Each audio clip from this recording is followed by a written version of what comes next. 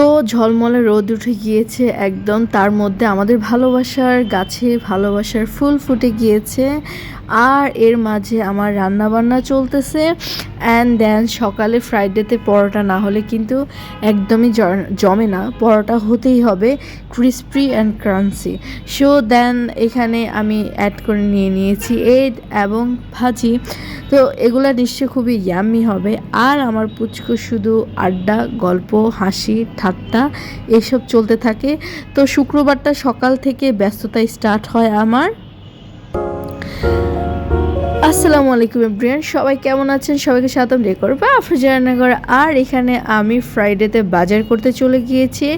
So বাজার এত বেশি আগুন, মনে হচ্ছে তরকারি না কিনে এগুলোতে আগুন ধরিয়ে দিই, কারণ এত বেশি দামের জন্য কিছুই পারচেজ করা যায় না, এত খুঁজে খুঁজে কিনা লাগে। এই যে দেখেন না, একটা করলা, এটার দাম কত বলেন তো? এটার দাম অন্তত 15 টাকা। আপনাদের কোনো বুঝে আসে? সো কি করার আছে? তো এখানে আমি পেঁয়াজ কিনে নিয়েছি, দেখতে পাচ্ছেন। এবারের পেঁয়াজগুলো আমার খুব বেশি ভালো লেগেছে, খুবই সুন্দর পেঁয়াজ ছিল। আর এখানে ছিল কুমড়ো, এখানে ছিল ধনিয়া পাতা, কাঁচামরিচ, কলা কিনে নিয়েছি, আলু আছে এখানে আছে ঝিঙে। তো এগুলা আমি একদম মানে কচি দেখে নিয়েছি। আর ছিল ভেন্ডি ছিল, দেখতে পাচ্ছেন। অ্যান্ড দেন ছিল এটাকে কি বলে, ডাঁটা শাক আই থিঙ্ক। তো করলা ছিল, দেন ছিল আর কি বলবো, এটা জালি কুমড়া ছিল। দেন ছিল পেঁপে তো এখন ভ্যানে পাওয়াই যায় না, পেঁপের এত বেশি প্রাইস, মানে পেঁপে এখন বড়লোক হয়ে গিয়েছে, তাকে কোথাও খুঁজে পাওয়া যায় না, এত বেশি এটার মানে ডিমান্ড। তো এখানে শাক আমি নিয়েছি, এখানে 2 মুঠ শাক নিয়েছি, এগুলো ভাজি করব। আর এখানে আমি দই বসাবো অ্যাজ ইউজুয়ালভাবে। আর এটা হচ্ছে গরুর পায়া, কোরবানির আসার আগে একটু পায়াটা খেয়ে নিই, না হয় কোরবানিতে খুব ইচ্ছে করে পায়া রান্না করে খাই, কারণ ওই সময় তো আর পায়া রান্না হয় না, ওই সময় হয় গরুর মাংস। আর দেখেন ওই পুচকোর কাজ।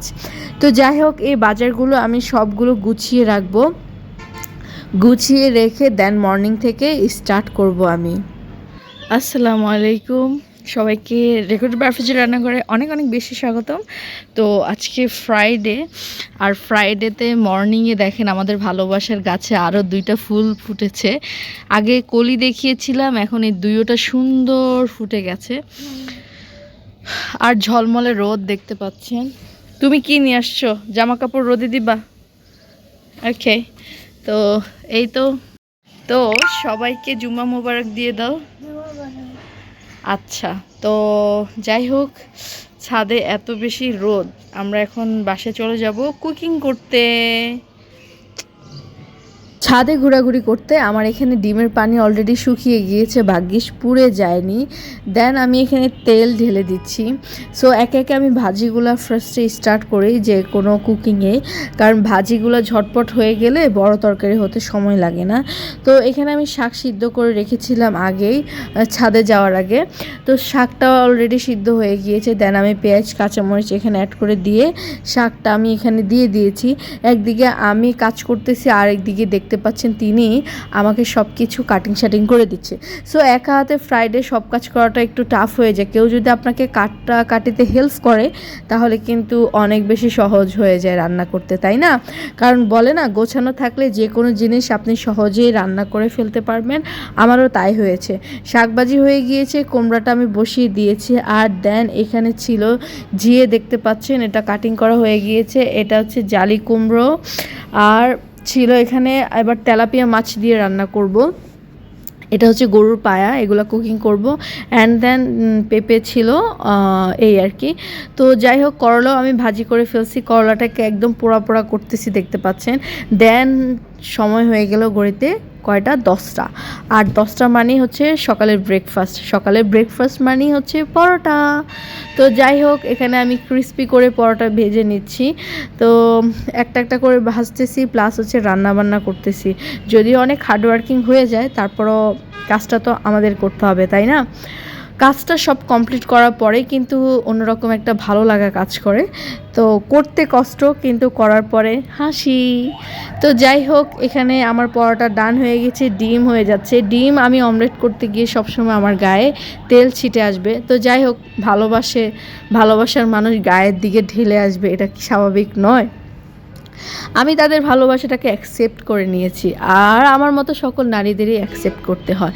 তো যাই হোক, আমাদের তিনজনের সকালের ব্রেকফাস্ট রেডি।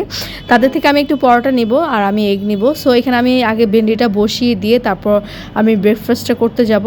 তো এখানে দেখতে পাচ্ছেন ভেন্ডিগুলো আমার কাটতে অনেক সময় লাগতো, আর সেই কেটে দিয়েছে বদলে আমি খুব সহজে এটা বসিয়ে দিয়েছি রান্না হওয়ার জন্য। দেখতে পাচ্ছেন এদিকে আমার ঝিঙে তরকারিটা অলরেডি হয়ে আসছে, খুবই সুন্দর একটা ফ্লেভার আসছে। আর এটা যদি একদম তাজা তাজা রান্না করে খাওয়া যায় না, উফ কি বলবো, প্রত্যেকটা বাইট হবে আপনার জান্নাতি খাবার। তো এখানে আমার ভেন্ডি ভাজি হয়ে গিয়েছে, এটাও আমি নামিয়ে ফেলবো। যাই হোক, একে একে যত দ্রুত পারতেছি সব রান্না কমপ্লিট করতেছি একটার মধ্যে। এখানে ছিল, আমি 2 ধরনের ডাল নিয়েছি জালি কুমড়ার জন্য। একটা হচ্ছে মাসকলার আস্ত ডাল, আর একটা হচ্ছে মসুর ডাল। এর পাশাপাশি আমি ডিমটাও ভুনা করে নিয়েছি যাতে গরম ভাতের সাথে খেতে ভালো লাগে। অ্যান্ড দেন এখানে দেখতে পাচ্ছেন ডালটাও সিদ্ধ হয়ে আসছে। আমি টমেটো এটার সাথে অ্যাড করে দিয়েছি যাতে, যেহেতু মাছ দিই নাই, ডাল টমেটো দিলে এটা টকটকটা অন্যরকম একটা ফ্লেভার চলে আসে। তো দেখতে পাচ্ছেন কালারটাও খুব সুন্দর হয়ে আসছে। আর এখানে আমি তেলাপিয়া মাছের মাথা সহ ভাজি করেছি, এটা খেতে আমার কাছে বেসিক্যালি খুব বেশি ভালো লাগে। এখন আমি সবচাইতে করতে যাব হার্ড ওয়ার্কিং কাজ, সেটা কি, সেটা হচ্ছে পায়া রান্না করা। সো এই এত বড় প্রেশার কুকারটাকে নামিয়ে রান্না করা, তার সবচাইতে বড় ইম্পর্টেন্ট জিনিস হচ্ছে ক্লিনিং। আপনি যে কোনো কড়াইতে রান্না করার পরে সেটা ক্লিনিং করা যে ভাই এত বেশি কঠিন কাজ, এটা আমি বলে বুঝাইতে পারবো না। সো এমন যদি হতো আমি এক পদ রান্না করতেছি প্রত্যেক দিন, খুবই স্টাইল করে আমি সব ক্লিন করতেছি, তো আমার এক এক করে অনেক রান্না করতে হয়। দেখা যায় যে একটা কড়াই এটা রান্না করেছি, দেন এটাকে আবার গুছিয়ে আবার আনতে হয়, এরকম আমার অবস্থা। তো এখানে আমি টুকটাক রান্না করেছি দেখতে পাচ্ছেন। অ্যান্ড দেন এখানে আমি পাতলা করে মুসুর ডাল রান্না করে নিয়েছি, যাতে যদি আমার মাঝখানে মানে তরকারি শর্ট পড়ে আমি মুসুর ডাল দিয়ে যে কোনো কিছু আমি করে খেতে পারবো। দ্যাটস ওয়াই ডালটা করা। আর এদিক দিয়ে তো সিটি বেজেই যাচ্ছে, আর আমি এটাকে বসিয়ে রেখেছি। অ্যান্ড দেন আমি এটাকে অলরেডি কড়াইতে নামিয়ে নিয়েছি দেখতে পাচ্ছেন। এটা আমরা যখন ছোটো ছিলাম মারা অনেক দিন ধরে এটাকে জাল দিয়ে এটা সব কিছু ছুটাইতো, আর এখন বর্তমানে আমরা এটা 1 ঘন্টাও লাগে না, তার কম সময়েও আমরা এটাকে একদম প্রিপেয়ার করে ফেলতে পারি খাওয়ার জন্য। সো অদ্ভুত, তাই না? তো যাই হোক, আমার রান্না হয়ে গিয়েছে। তবে কি জানেন, যত আগের জিনিস সেগুলাই সবচাইতে বেশি মজার হয়, বেশি ইয়াম্মি হয়। তো এখানে আমি দুপুরে একদম গোসল নামাজ কমপ্লিট করে দেখতে পাচ্ছেন এখানে ডাল আছে, করলা ভাজি আছে, মাছের মাথা আছে, শাক আছে, ডিম আছে হচ্ছে পায়ের নলি, অ্যান্ড গরম গরম ভাত। সো এটা আমার দুপুরে আজকে লাঞ্চ মেনু বলতে পারে। অ্যান্ড দেন আমি বিসমিল্লাহ করতে চলে গিয়েছি। তো আলহামদুলিল্লাহ সব কাজের শেষে যে খেতে বসেছি, এটাই আল্লাহর দরবারে শুকরিয়া। আর ওয়েদারটাও খুবই ভালো, কুলকুল ওয়েদার। আর এই কুলকুল ওয়েদারে কিন্তু খাবার দাবার খেতে খুব বেশি ভালো লাগে, মানে অন্যরকম একটা ভালো লাগা কাজ করে। আর আপনি ঠান্ডা ওয়েদারে কিন্তু 100 রান্নাবান্না করলেও কিন্তু আপনার খারাপ লাগা বা অন্যরকম একটা অনুভূতি কাজ করে না। আমার ভালোই লাগে আসলে ঠান্ডা ওয়েদারে রান্নাবান্না করতে। আই হোপ যারা রাঁধুনি তাদের ঠান্ডা ওয়েদারে রান্নাবান্না করতে খুবই বেশি ভালো লাগে, মানে কষ্ট হয় না। আর গরম হলে আপনি একদম ঘামতে ঘামতে একদম শেষ, মানে একটা হাঁসফাঁস অবস্থা লেগে যায়, মানে চুলার পাশে দাঁড়ালে মনে হয় যেন আপনি কোনো ফায়ারের মধ্যে দাঁড়িয়ে আছেন, এরকম একটা অবস্থা হয় আমাদের।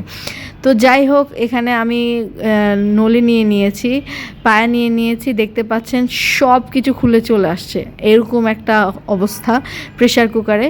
খুবই বেশি ইয়াম্মি ছিল।